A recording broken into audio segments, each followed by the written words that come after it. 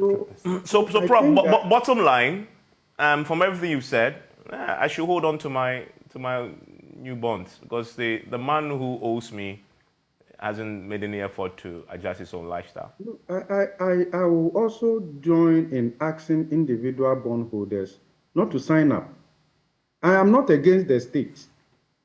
I am not anti-republic, okay? But I believe that there is considerable room where we can look at this triangle in a way that doesn't overburden one aspect of the triangle, okay? And that would also not be sustainable. Okay, you can apply all the haircuts on creditors today. The next time your hair grows, the politicians will come back again. You have a barber in town who says that everybody else must have a haircut. Apart from himself. Apart from himself. Well, Prof, Where can we accept it? Who can you tell this story to? Where can this happen? Prof, stay on the with face me. of the earth. Stay with me. Let me quickly go to Dr. Adu Anane Antwi quickly before I let him go.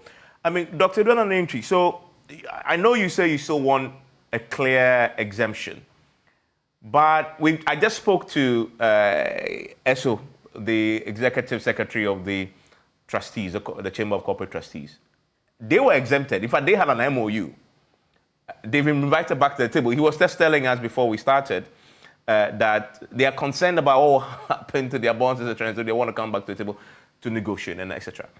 So doesn't that give you a hint there that, and as we've been explained, government has a means to pay. Just exercise your self-exemption and just move on with your life. What do you say to that?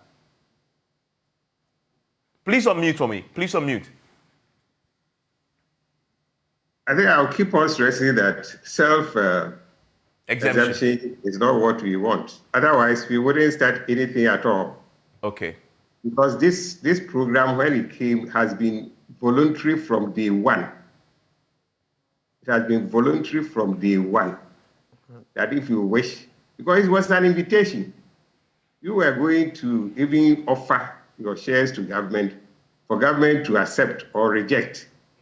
So from day one, it has been voluntary. So if it's just staying out was to be equal to exemption, we wouldn't have started anything at all. So the exemption, as I've explained, is entirely different. Otherwise, why wouldn't the minister say, well, voluntary is equal to exemption, so I have exempted you. So that should tell you that there's a difference between the two policies.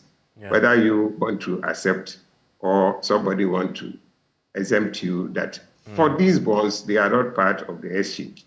That's what exemption means. For these bonds, they are not part of the exchange. For this one, these are part of the exchange. But if you want, you can decide not to bring it. So for me, it's a simple thing that we are saying that. So yes. So let me clarify that. So on the 7th. Okay. On the 7th, this closes. Government hasn't given you that, specific exemption that you require. What happens? Well, we are still we haven't stopped our engagements. We will still go on with our engagements. We've done that with President before. We are hoping to meet the chief of staff. They called me yesterday that they have received a letter, and they were planning to meet us. Yesterday we met the chairman of the Council of State.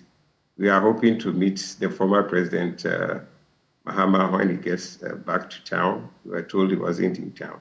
So we will continue with our engagements. And then when it comes to the time that we have to physically also go to the ministry to press home our demand, we have already informed the police that from Monday, on the 6th, if we haven't had any positive feedback, we'll be converging at the ministry, the old ladies and the old men, and they'll go there with their wheelchairs, sit there for about 1 hour.